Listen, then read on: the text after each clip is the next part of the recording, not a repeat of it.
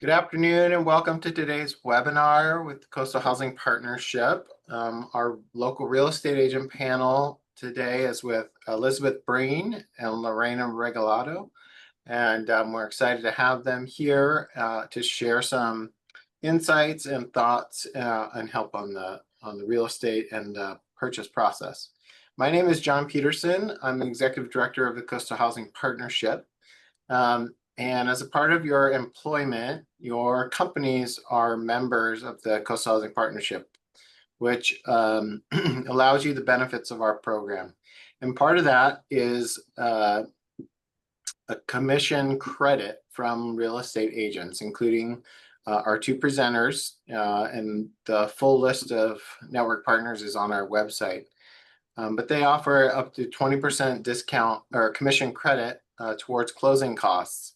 In addition to that, lenders offer discounts, and we have another webinar next month about those benefits, and you can contact us or you can speak to the agents. So they're here to provide some education, and as I said, they are partners as well. The way the webinar will work is a little different than maybe a typical Zoom meeting. We won't be able to ask questions in person or raise your hands, but you can use the question and answer, and we want you to use the question and answer. The three of us will kind of have a dialogue to answer a lot of common questions, but it will be really helpful if you have specifics that we can address your concerns and needs. So please use that question and answer section to post those anytime, and we will answer them as we go through topics or at the end if we don't have time. So again, thanks. And now I will introduce our panelists and let them tell you a little bit about themselves, and then we'll get started. So Lorena. Hi everyone, I'm Lorena. I'm up in North County, but as well as, or North County, Lompoc, Santa Maria, and also service Santa Barbara area.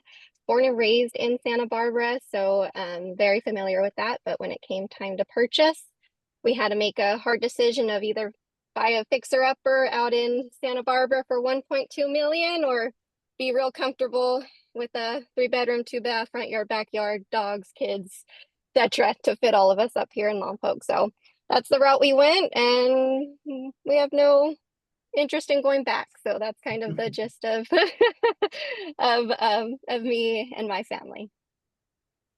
Great. And Elizabeth.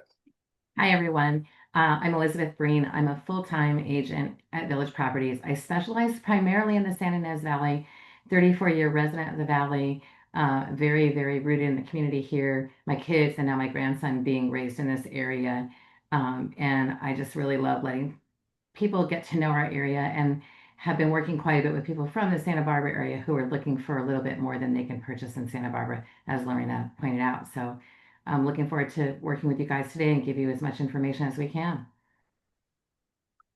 Great. Yes, and our panelists today are, as I said, focused on the North County, and depending on where you're looking, these might be great folks for you. We have agents that serve Ventura, Santa Barbara, and San Luis Obispo County who are part of our network. So we're going to talk about a lot of the process that will apply to anywhere, and how to approach the real estate home buying process in any location. But we certainly appreciate the expertise that these two panelists bring in their areas of location. So my first question is to Lorena. So let's talk about this process. How should somebody start preparing for a purchase? Yeah, John, I think the best thing for first-time home buyers when you guys are starting the process to start building your team. So you're going to need your real estate agent, you're going to need a lender, and then you might as well, not might as well, but you may also need help with your credit. Sometimes you will need to build up that credit and or don't have any credit, have bad credit. So it's really important to link up with good, whether it's a lender or your realtor, and they might have another source for you. So like clients that have come to me, I've utilized Credit Evolve. It's a nonprofit that helps with people with a little bit offside credit. But overall, it's building your team, making sure that you're working with agents that are doing this day in, day out, so that they know and they could utilize their team. Right. And so when you talk about the team, I mean, we often encourage people to talk to a lender first, but a lot of times people want to start looking at houses and things like that. From your perspective as a real estate agent, why is it important for somebody to build that team and have maybe a pre-approval or a underwritten loan? So technically, I mean, it's not all, your first step isn't always to just go right to the lender, and that sometimes can be scary for a lot of individuals. It almost feels like a commitment, and in my experience, and what I usually recommend clients is talk to your realtor first. Start interviewing. You don't need to instantly pick one agent. You could ask to go to lunch. You could just say, hey, you know, I'm starting this process. I want to know a little bit more about how you do business, where you do it. You know, what are things that maybe educate me a little bit on the process, and then see if you connect. Go, you know, go date your agent. Go see if you guys are a fit. And that's always the first step for me versus just automatically going to a lender, where you're kind of committing yourself to already giving all your financial data, where it's a little intimidating for people sometimes. So I always say, in my opinion, start dating your realtor first, see if you get a good fit, and then do it step by step with them. Great. So Elizabeth, just building on that, you know, what else would you add to that process of finding a real estate agent, and maybe yeah, We'll start with yeah. the overarching, and then I know I can give you some ideas of what I think you should ask the agent in that dating process. And I think Lorena had it right. I always say primarily first, look for a good fit.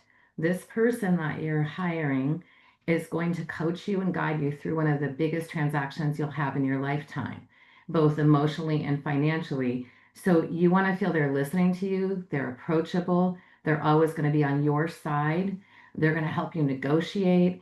You want somebody who has a skill set, but also that you feel you connect with. Um, I always, when I meet people, I always tell them my rule for my business is I'm on your timeline. I'm not the person that's ever going to say, like, some agents have different ways of doing things, and you have to find the person that you fit with. Um, and somebody that's going to let you in some ways take the lead, but then also jump in when you need that expertise. You don't want to feel you're being rushed or pushed by an agent, but you also want to make sure that agent is communicating with you and that there's a give and take in the relationship. It is much like dating, hopefully with better results than online dating.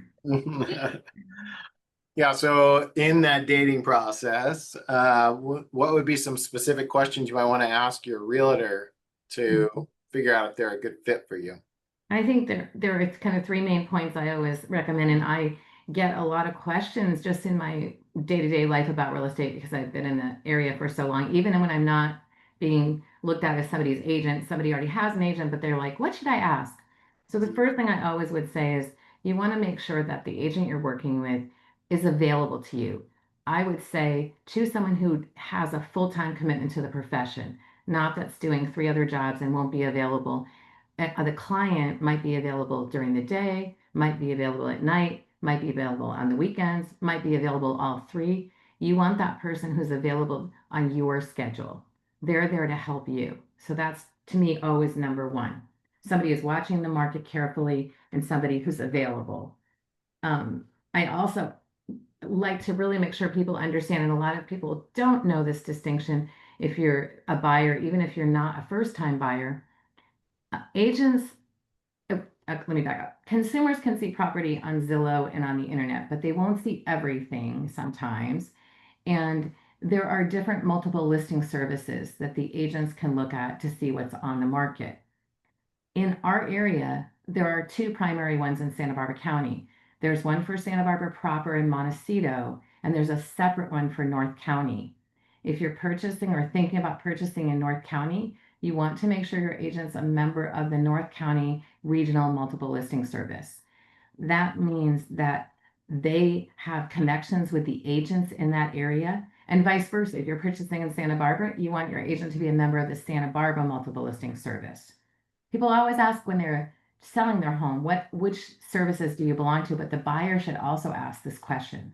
Super important, because an agent who's a member of the Multiple Listing Service is going to go look at new property, is going to hear about property that's off market, is going to hear about property that is not on the market yet.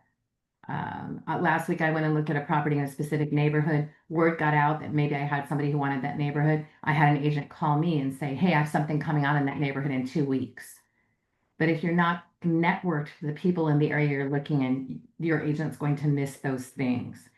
And there also are private remarks in the multiple listing service that might include information about how motivated the seller is, if there's a roof inspection issue that you can't see on Zillow and agents who aren't members of the service cannot see. So first, is the person available to you on your schedule? Second, do they belong to the local multiple listing service? And third, which also kind of relates back to somebody being from the area or knowing the area, do they have relationships with the knowledgeable industry service providers that you'll need? So of course, you need a lender, but you'll also might need a contractor. You might need a home inspector. You need a group of people. There are different escrow companies. So when you're in a transaction and in escrow on a property, having the professionals that your agent has worked with and knows and has a relationship with will help you actually close on the home. If you're in escrow and all of a sudden you find out, oh, we missed that we have to have this inspection done and we're going to exceed our period of time to do that, you want an agent that can call somebody on the phone and be like, I messed up, can you get out there today? So those three, I think, the multiple listing service, the availability to you, and knowing the professionals in the area. And I see Lorena just nodding her head because those are the big three, right? Yeah, it's so important. I can't stress enough, Elizabeth, you're so right. The network really is everything. How involved is your agent going to be in the community? You know, Right. they need to be, they need to have a network that is a phone call away, because we are here for a reason, to put out fires. And you know, That's it's what not we in this do, question. is put It's out not in this fires. question, but I do want to say really quickly, and I know Lorena would say the same. Let's say that your brother-in-law is a real estate agent in Los Angeles. Your brother-in-law can work with an agent in the area you want to purchase in. And that can be worked out. There is a system for us to refer back and forth to each other. But if you use your brother-in-law as the only agent on your side, it will be much more complicated. And you may not get the end result you want of closing the deal. Yeah. Just be aware to really do your homework on the person that you're going to work with. Yeah, and we'll talk more as we go about the escrow, because there are a lot of moving Yes. parts when you get to that point that you need that network. So, Lorena, just taking a step back a little bit to talk more broadly, and then we'll zero in on the purchase process. But what is your perspective on the current market? Obviously, nobody has a crystal ball, but where is the market now? We've been going through a lot of changes in the last several months, as opposed to the previous 5 years. So what would you characterize the current market as? Yeah, right here in North County, I'm loving the market right now. It's a beautiful thing. We have a lot of people coming in from all sorts of areas. Santa Barbara is being bought out, San Luis Obispo, Orange County, Sacramento. We're seeing a lot of different incomers coming in, which is rising, that we have rising demand. But we're finally seeing more inventory come out, which is nice, because a lot of the sellers were kind of held back and didn't want to list anything because they didn't want to lose that 2.5%. So we're finally seeing that come up, and them being a little bit more open to putting their house on the market. We like to say that the sellers are motivated, they're not desperate. So they are more open to, closing costs, repairs, in that sense, even bringing down the purchase price a little bit. Not so much. I mean, they're motivated, but they have no big interest to completely drop everything. Sorry, they have no big interest on in moving forward. Elizabeth, can you help me out for a little second? Sorry. Um, This is my first Zoom, guys. Sorry. No, that's right.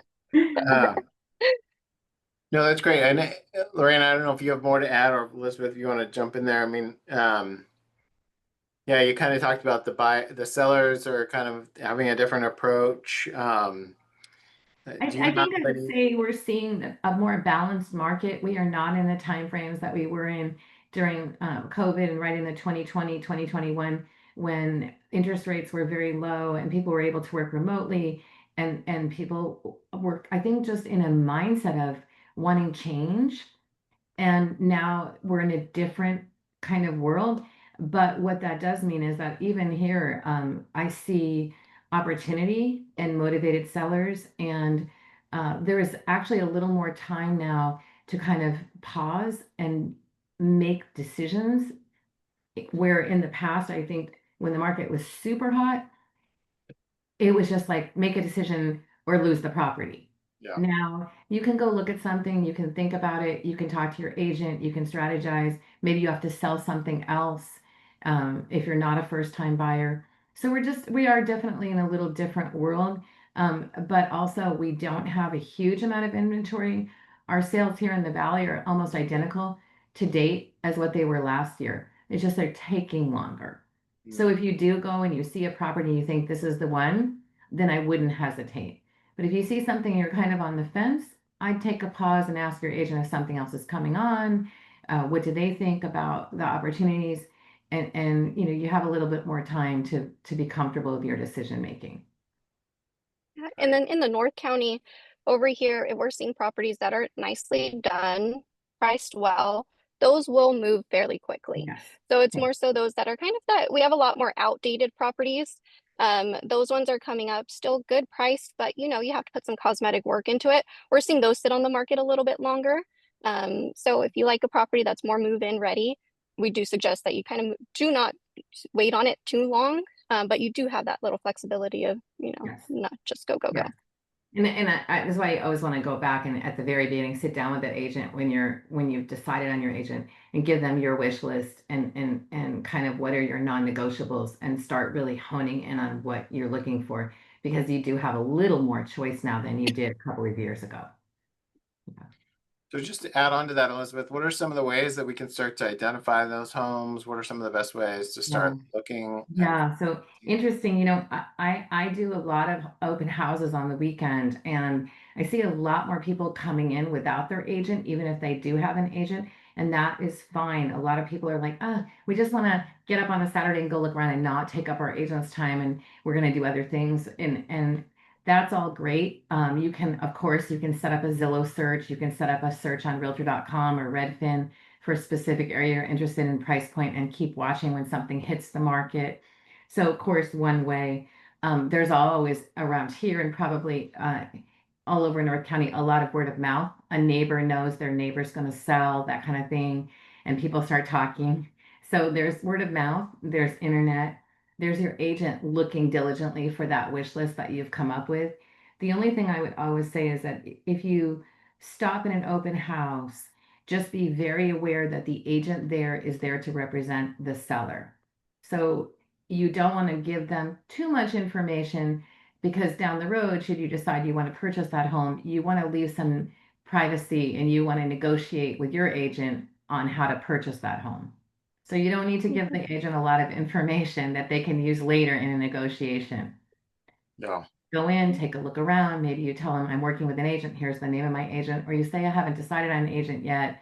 Here's kind of what I'm looking for. But perfectly fine to do that. You just want to always have a little caution there to make sure you don't give too much, don't show your cards, I guess is Yeah. what I would say. And I think we talked about that. A good agent will also know what's coming on in that neighborhood and talks with other agents, whether it's within their brokerage or outside their brokerage, because a lot of the agents in the area have long time commitments in the area and they know each other. We see each other at Rotary, we see each other at the grocery store, we see each other everywhere. Yeah. Yeah. Just a reminder to our attendees, please use the question and answer section. I know we have somebody on the phone. If you need to ask a question, you can't type it in, raise your hand and I can let you talk. But in general, we have a small group, so we would love to get your questions. So I'm gonna kind of add to this question, Elizabeth, because Okay, I think sure. we need to uh, discuss it because you kind of bring up a good point with the open houses. Um, Talking about what the process is once you've been searching through those and you've identified an agent, the process of making an offer and maybe talking about how a pre-approval letter is helpful at this point, but also, and then the add-on is um, the buyer brokers agreement, Okay, sure. working with Mhm. somebody. Sure. So there were some changes in the law around real estate. I want to say a year and a half, 2 years ago, and I'm currently the law says that an agent is supposed to provide you with a buyer broker agreement before you make an offer on a property. You are signing a document that talks about the relationship that you have with your agent. And the commission system generally works such that the seller has an agreement with their agent for a certain amount of commission, and then that brokerage that has the listing has an agreement that a certain percentage of that commission will go to your agent, the buyer's agent. That is all negotiated between the brokerages. So the law wants you to be very aware of the relationship between those two people and the relationship between yourself and your agent. And if you come, for instance, to an open house I'm at, there's a paper there I'll have you sign in at that's just called a non-agent disclosure. And it basically says, you understand that while you're at my open house, I'm not here to represent you. I'm here to represent the seller. And it'll ask for your name. It'll ask if you have an agent to put that name down. And it will ask for email and phone number. I personally do not require people to fill out that email and phone number, particularly if they have an agent. But other agents may do it differently. But that form is just advising you, as I was saying earlier, that the agent there is not there to represent you. And you need to know that anything they're saying to you, they're saying on behalf of the seller of the property. So when you're making an offer, and let's talk about that a minute, the process of making an offer. So you'll fill out that form. You can fill it out when you start seeing property with an agent. It can be filled out at the time of making that offer with an agent. And you'll work with your agent first. You'll identify a property, you'll identify a price, and you choose the price that you're going to offer. The agent will work with you. They'll show you comparisons about what's sold in that area, what's sold in that size range, or all the details to give you the right information about what they think about the current price of the property and whether you need to offer at full price or offer a little bit lower or offer, even sometimes people offer more than the list price. But that ultimate decision is the buyer's decision. And I'd say you want to be very sure that you understand it's your decision. You're the one who's going to be paying the money, but you're going to listen to the advice of your agent and then discuss it and make a decision about how you want to offer. Um, the residential purchase agreement that will be filled out is 28 pages long, and it has an 8-page addendum. So your agent is going to guide you through that process, that form, step by step. The agent's role is to make your offer as appealing as possible. It isn't just about naming that price. In that agreement, you want to consider things like, can you offer a shorter escrow period? Could you close earlier? Is your lending in place so that and I'll talk about pre-approval in a minute. Can you provide a lease back to the owner if the owner says, we want to sell, but we want to stay for 2 more months? Are you willing to provide that agreement? Are there furnishings in the home that you want to throw in? This is the time to throw in everything you want and then let the seller say no. I really love those curtains. Let's see if they'll let us keep the curtains or whatever it might be. Maybe it's a custom built piece of furniture that only fits that home anyway. So throw in all of that. Once your offer is it can be accepted, or the seller can counter offer. If they counter offer, then you have to go back and meet with your agent and decide if you're going to accept the counter offer or decline the counter offer. And that's where you really want to work with your agent, because if you decline the counter offer, there is no contract and they can take another offer. And sometimes I think people don't understand that process. So it is complex, but the agent you're working with has done this many, many times, and they will walk you through everything. And you'll always just want to stop anytime and say, I don't understand. How does that work? To make sure that you really understand. So the other thing to know is that there can be critical timelines. So you want to make sure that your agent is going to be available to you. If you miss a timeline, that can negate the contract, and you no longer have the agreement to purchase the contract. And we'll talk about that in a minute, but it's in a down the road question. But it is a process that you go through. The offer isn't just saying, okay, I'm going to give you this much money. You want to spell out everything and sit down and really go through it with your agent. And that's the time to get your whole wish list and what you can do to make the offer attractive to the seller. If they have more than one offer, how can you make your offer attractive? And it might not be more money. It might be, like I said, a shorter timeline, the ability to let them stay in the property for a little bit after it closes, and many different factors. Yeah, so Lorena, can you talk a little bit more about that and expand on that a little bit? Like if I make an offer and I've given all of these different requests and offers, but they come back and they just change the price. Then Okay. is the only thing we can discuss the price, or can we change our mind about other things and kind of walk through that process and kind of keep. I know you guys aren't lenders, but I think there's an importance about the power of your offer having a pre-approved or an underwritten piece. So maybe Lorena, you could talk about those a little bit. Yeah, so are you saying the seller came back with the price? Yeah, just a little bit about the negotiation and how each contract is new, and then how a lender's input can strengthen your offer. Yeah, so say if you were to submit an offer and you put your wish list together, like Elizabeth was saying, and you submitted it to the sellers, and it's, there's a lot of competition. The seller just puts back, put your highest and best. Sometimes they do that. A lot of the time when there's a lot of competition, sellers will just put, seller counter, multiple counter back, put your highest and best offer. Sometimes you may be at your highest and best. Like John was saying, your lender might be like, we pre-approved you for 600,000. You put in your offer with your wish list and 600,000. Okay, well, let's reevaluate your wish list. Maybe we could keep it at that 600,000, but we could take off that furniture that you requested. Something to still stay in the game. And then we would go, as the agent, we would give the agent a call, be like, our buyers are very well qualified. They really want the home. A lot of this time, that's a lot of the communication that needs to come into play. Your network with the agent, letting them assure them that the contract is going to go through. And just letting them know, hey, you know what, we took off our wish list items, but we are at our highest and best offer. Please reevaluate us. If you, if this isn't going to work, give us a call. Let me know before you just send us a rejection. Let us know how we could possibly make this deal work. And or, if you have a little bit of wiggle room, say you're qualified for 650,000.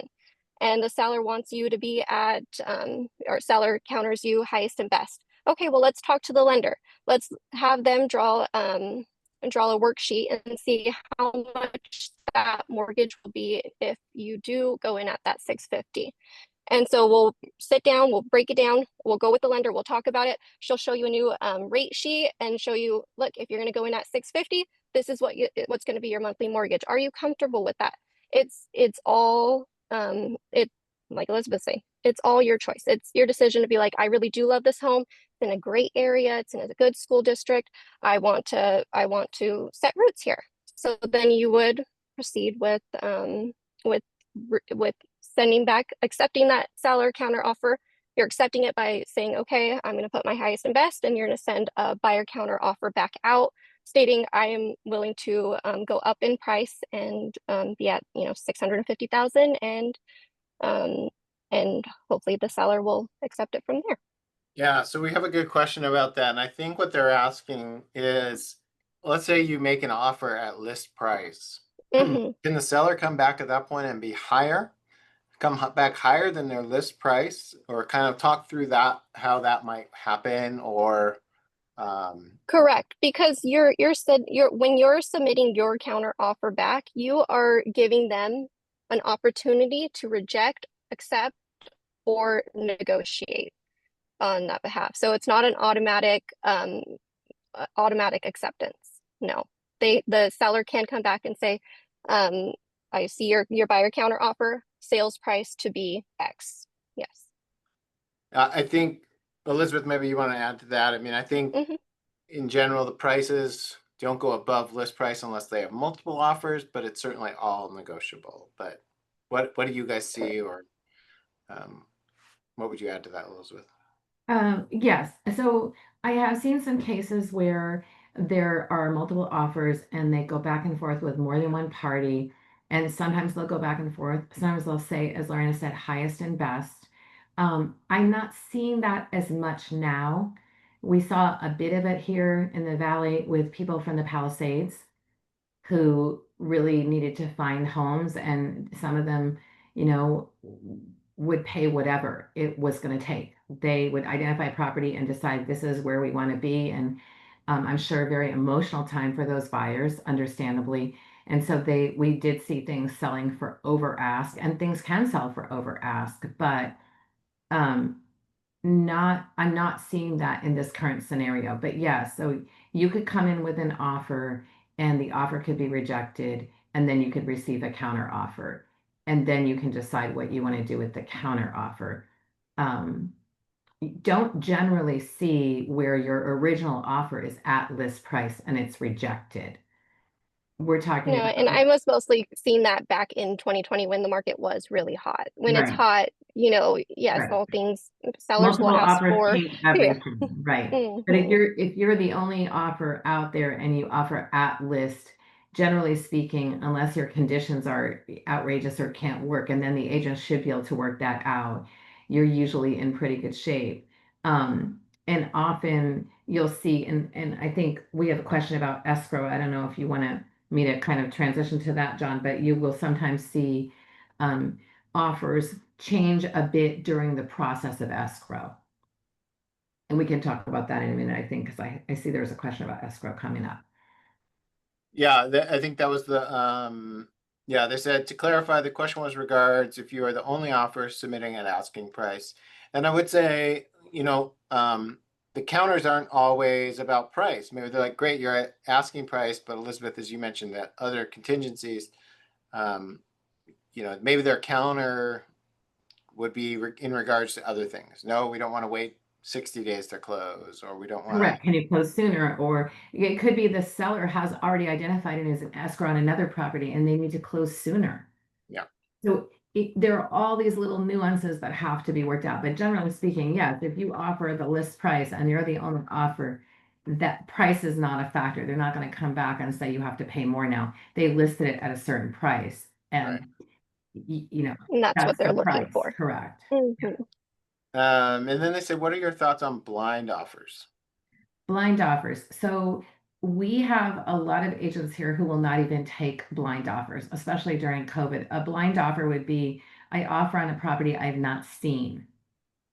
And generally speaking, even a selling agent often is very apprehensive of that because it ties the property up. So if I show a property and I list a property and I get a blind offer and I take that offer, and then the person comes up to see it and says, "Oh, I didn't know. I saw one today. Beautiful property, large property. There's a power distribution area right next to it. You can't see that unless you physically go look at the property." So if I made a blind offer on that and the seller accepts it, and now everybody's told the property is in escrow, the agents stop looking at that property. They're like, never mind, that one's gone. Then a week later, I come look and I see the power stuff and I go, no, I don't want this property. I obviously didn't know that, and it would have come out in the inspections. Now the agent's got to put that property, what they call back on market. So there's no law against taking blind offers, but I don't see it happening in our area. And the other reason it doesn't happen is because there's been a lot of fraud around it, where somebody purports to be somebody that they're not. So most reputable agents don't take blind offers, in my experience. Great. Thank you for those questions. Keep those coming. I think it's most helpful if we can answer your specific questions and things that you're thinking about. So yeah, we mentioned it. So, and okay, now we've gone through our offers and our negotiations and our counter offers. Let's talk a little bit about the next steps, and why it's helpful to have an agent during the escrow process. So Elizabeth, what is the escrow process? So escrow is a neutral third party. They can only carry out written instructions from both buyer and seller. And those have to be mutual agreed upon written instructions. So they facilitate the signing of the documents, the transfer of the funds, and the recording of the deed. But they don't make decisions for either party. They don't advise you on decisions. They can only ask you, please sign this form. And if you don't want to sign it, you go to your agent, and that's a separate conversation. During the process of escrow, there'll be certain contingencies prior to the transfer of funds. So typically you have an inspection period, you have a period to get your lender's documents and get everything completed for the loan itself. You have a due diligence period. You're going to have certain things that you're going to do before the thing actually records and closes and any money is transferred other than your original deposit. And the escrow company will hold your deposit, of course. So the inspections that are the most common are a roof, a home inspection, a pest inspection. In our area, it's either a sewer lateral inspection or a septic inspection. In a city area, it's always just going to be sewer. And others, depending on the property and the age of the property, you might have radon, moisture and mold. If there's a chimney or fireplace on the property, that needs to be inspected. And the probably most important and the one that everybody's most familiar with is your home inspector. And they will go through the property and tell you what they think they're seeing, but they will also call out anything that's a health and safety matter. And health and safety always has to be corrected by the owner, the seller. They have to make sure, for instance, the water heater's strapped. They have to have fire smoke alarms. They have to have a CO sensor. There's certain things. There's supposed to be a fire door out to your garage. There's certain things that the home inspector will say, this has to be done and it's not negotiable. But then there may also be things like they say, oh, the roof needs repair. And that can become a negotiation point. You get an estimate for the roof repair and it's $30,000. You can say, you know what? Then I want $30,000 off my price. And your agent needs to help you navigate and negotiate that. Might be that they're saying, you know what? This is my grandma's house. We're not going to do anything. None of us who inherited have any money. We're not going to do it. We'll take something off the price, but not as much as you wanted. So that's a negotiation point when you get to those inspections. And then that's where you really do need the agent to help you navigate and kind of go back and figure out how to make it work for both parties. And the timeline can vary. Your RPA will call out a general timeline, but there may be periods where you have to extend the timelines and your agent will need to go back and negotiate that. And then escrow will provide the paperwork, signatures. You provide the paperwork and then escrow provides getting them signed to document all of these things throughout the process. So you're negotiating the first contract, but then there can be changes and movement as we uncover things about the property. If we uncover things about the lender, some lenders are much slower than others, and it just has to wait because the lender hasn't finalized everything yet, which is another good reason to get a lot of that done ahead of time. I've seen escrows close in 5 to 10 days, and I've seen them take 90 days. I think the most common period is going to be between 30 and 45 or 60, probably closer to 45. And when you see a really quick escrow close, like 5-10 days, it's generally because you're dealing with somebody who is a cash buyer, they're an investor, they're a contractor who waives some of the inspections. But typically, your agent will walk you through all of that process of the contingencies and the due diligence, and it'll take about 45 days. I have several questions and I think we'll come back to these questions. So thank you for putting them in here. We'll get to those. I just want to follow up, Elizabeth. So we just talked quite a bit about the negotiations on the purchase agreement and offers and that getting accepted and going into escrow. And now we've doing the inspections and now there's more negotiations. Is my contract, up in the air again, or what's the difference between those negotiations? Lorraine, do you want to answer that or do you want me to? Either way. Yeah, sure. When you have, say, Elizabeth going on the roof inspection and you want to negotiate price now, you have room to do that. Or say they did a sewer lateral and up here a lot in the 1960s homes, there's Orangeburg. And a lot of the time those Orangeburg pipes collapse. So, you're going to be purchasing a home that may potentially back up.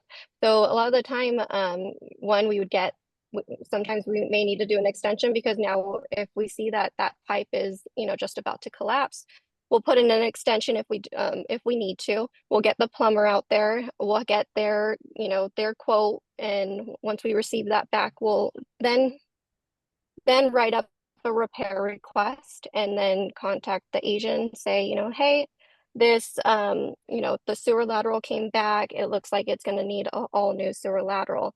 Instead of you, seller, fixing it prior to escrow, how about you credit us towards our closing cost $10,000 because that's what it's going to cost us, type of thing. So yeah, that's kind of how typically if there's anything repairs that need to be done that are very costly, pretty costly. It's up to you. It's completely up to the buyer whether they feel comfortable with that or let's go back to negotiations. There's room. That's why there's contingency periods so that you could go back to the seller and negotiate upon those findings. And so one of the questions is, does the seller usually back out during that escrow discussion, that escrow process, or is it usually the buyer? Or is it either in your experience? Generally speaking, it's going to be the buyer because the buyer is going to find out something in the home inspection process or in the due diligence process that they did not know about the property because it wasn't visible to the naked eye by a consumer, right? The seller has already probably mentally moved on. The seller can't come back and say, oh, we know we're in escrow, but now we want more money from you. They can't invalidate the contract in that way. It's the buyer saying, I've done this due diligence and now here's something we didn't know about. And maybe you didn't know about either, Mr. Seller, but now here we are. So given that, how do we navigate that? And there also are disclosures that happen in that process where the seller has to disclose, oh, by the way, we had some water damage in that bedroom. And now the seller is like, well, I have children with asthma and I'm very concerned about any water damage. So now I'm going to bring in that mold specialist or somebody to take a look at it. So in a perfect world, none of those things happen, but in the real world, they can happen. And your agent's the one to navigate that with you and help you figure out if it's going to cost you money after you own the home. How do we negotiate that before you own the home? The seller, in this case, doesn't typically back out, and if they do, they can actually be in a legal process for violating the contract. Generally, if the seller wants to back out, they have to provide the buyer with a notice to perform that says you had 40 days to get your lender, your bank, your money in, and you don't seem like you're going to be able to close on this deal. We're going to give you 5 days to perform. And then the buyer says, turns out I didn't qualify. Something happened with my job after I got the loan or whatever. And then the seller could cancel. But more typically, the buyer finds out something that was unknown in the disclosure and in the inspection process. Right. I'm gonna thanks Lucy for these questions. I'm gonna run through these questions kind of quickly before we jump into any myths or other things because I think it's important to get what our attendees are asking. So this kind of goes through the whole process, but I'll throw them out to you and we can take turns answering them. So Lorena, is it helpful to write a letter to the seller for the reason you want to buy the house with your offer? Typically no now, like they call them love letters. That's when it kind of goes into fair housing. So they really, a lot of offers now no longer accept love letters. It's just it it kind of goes along the lines of fair housing. It It's kind not of is a legal. gray area. Right. The seller can't choose. Yeah. Oh, based on you're saying you want it because you have children or because, Yeah. it's considered, it can be considered discriminatory. So most brokerages will not allow that. Okay, Elizabeth, are there resources where folks can check health standards for these homes? Or if a health and safety issue comes up with the inspector, how do we know about that? The inspector provides a very, very detailed report. The couple of things I mentioned about the smoke and CO sensors, um, the water heater being strapped down, those are state law. But the home inspector will provide a very detailed report, and some things will be marked as health and safety. And then automatically, and your agent will know that those things are not negotiable. The seller has to get those done. I've seen agents go buy smoke detectors that on the day before close because they just want it to close and they can't get it done any other way. But typically, I don't know, you probably could look it up in state law somewhere, but your agent will take care of it for you, and the home inspector will call it out every single time. And the question is, and I think, well, let me summarize the question this way. It's, when there are specific inspections like the roof or lead paint or asbestos or things like that, is the home inspector doing that, or are there other professionals? Lorena? There's other professionals. So you'll contract other professionals in that case. And that's why you work with the agent that has a good network so that they could, if those other tests are necessary, they could refer you. And sometimes those have additional fees and or some don't. So definitely set aside a good rule of thumb that I let clients know is, a good rule of thumb for inspections, anywhere from $1,000 to $1,500, depending on what type of tests are needed. So that home inspector does a good general base, and he will let you know if he notices anything else that may need to get further looked into. Yeah. And the age of home can matter too. There always is a separate roof inspector, and most insurance now will require a roof inspection, a separate professional roof inspection, not the home inspector. Great. When we're negotiating and talking about that, was it better to request a seller's credit for repairs discussed, or is it better to request a reduction in price? They're the same thing. So when you purchase the home, you'll see credits on your side if there's something the seller needs to take care of for you, and that'll come off the price. So there isn't really a difference. Where you will sometimes see a difference, I think people talk about, is that you can get the seller sometimes to help with your closing costs or to help buy down your loan. And those are items you should talk about with both your agent and your lender. Sometimes it's better to have the seller buy down the loan. And in regards to The loan rate, I'm sorry, I should have said rate. yeah. And in terms of the Coastal Housing Partnership benefit, that comes out directly from these realtor partners commission that they apply towards closing costs. So there's always some closing costs like the escrow fees and other things like that that you will be responsible to pay, but the through your partnership and benefits with Coastal Housing Partnership, those will be reduced. Yeah, and then closing costs too. So when they're saying they'll credit you 10,000 towards closing costs, that means there's 10,000 less you're having to bring to the table. That means there's 10,000 more in your pocket for after the close of escrow. And you need to do those repairs, or you need to get new flooring, new paint, etc. So it is really beneficial to get that credit for you as a buyer so that you have a little bit more money in your pocket. Great. And then the last question at this point is, what's the standard timeline required for the buyer to move in once escrow is completed? It's up to the buyer. What do you want? I mean, once you Yeah. close escrow, it's your home, right? So unless you Yeah. have a rent back, you can move in that day or you can move in later, but you got to start paying on it from that Yeah. day. Exactly. You- Typically, you the get day your it keys closes, those your days. agent will hand you the keys. Yep. All right, we have a couple of minutes left. If you have other questions, please feel free to jump in there and write those questions, but I'll just give you maybe a minute each to tell us what is your biggest myth that we should be aware of that people might have heard that you want to answer right now. So Lorena, let's start with you. What's the biggest myth out there? You don't have to know everything and you don't have to be financially ready or set. Whatever you think the picture is of what you need to be, forget the mess. Forget it. You don't need anything. All you need to know is that you want to purchase the home and you just need to connect yourself with an agent and a team that is ready to guide you through that process to teach you, okay, financially, you'll sit with the lender and be like, okay, you want to buy a house, you want to buy a house in this area. They'll be able to reverse engineer all of that so that you can put realistic goals in place. Mhm. So as a follow-up, have you worked with people more than like 3 weeks? Have you ever worked with people for a I've worked long with time? people for 3 years. 2 years. Yeah, I've worked with people and those are so rewarding. They do come up and they say, I want to buy a home and I don't know what to do, where to do, how to start. I don't even think I have the right job for it.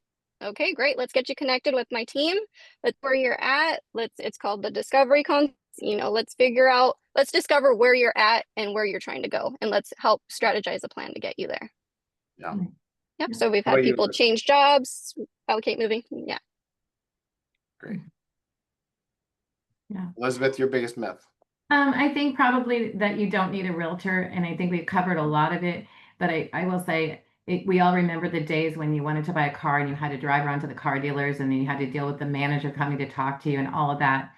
And then we had, Auto Trader and CarMax, and you could go online and find the car yourself, and you just go and negotiate for that one car. This is not a car. This is a complicated process. We talked about the purchase agreement's 28 pages, and you have to know what due diligence and how to find your inspectors. And so I think that's the biggest, that because there's so much information out there and real estate's fun. I always look all the time, even when I'm supposed to be on vacation. Everybody really loves to look. It's fun to imagine and dream and think about another place, and change is fun sometimes for people, but you really do need an agent. And I think we've kind of covered that in this past hour. We could probably talk another hour and answer more questions about how do you work the market? How do you look for the best option? How do you make sure you're poised to buy? There's so many pieces to the puzzle. And really, the goal and the reason I think all of us that are associated with coastal housing do it is we want to see people succeed in this process, and especially want to see younger people achieve that home ownership. There's all kinds of data that says when you own your own home, your long range financial success is greater. So we want that for people, and I think it's really beneficial to use all the resources you have to make sure that can happen for you. Great. Well, thank you all for attending. We're coming up on our time. I really appreciate this. We have a home buying fair coming up on October 28th. You could meet Elizabeth and Lorena there. There will be other agents and lenders. This will be in Buellton. So I would encourage you to check out our website, look for information from your HR department about that upcoming event to meet in person. The last okay, this is a little math question. Lucy, I can give you it's she's asking what the credit would be. Anybody know off the top of their head what the 20% credit would be on a $800,000 home? Typically I say typically, but it's negotiable. The realtor's commission is going to be somewhere between 2 and 3%, oftentimes 2.5%, and then it would be 20% of that. Right. Yeah. Yeah. It definitely helps. It's a few $1,000s. Our average is around Yeah, $4,000. so anywhere for like 4,000. Mhm. Yeah. All right. Thank you so much for Great. your questions and Thank you. participation. And thank you, Elizabeth and Lorena, for your insights and sharing with us. We really appreciate that. And we will be sending out a copy of this webinar to everybody who signed up. And so you feel free to answer those or send an email or call one of these two ladies with other questions. Thanks so much, everybody. Have a great day. Thank you, John. Thank you. Bye.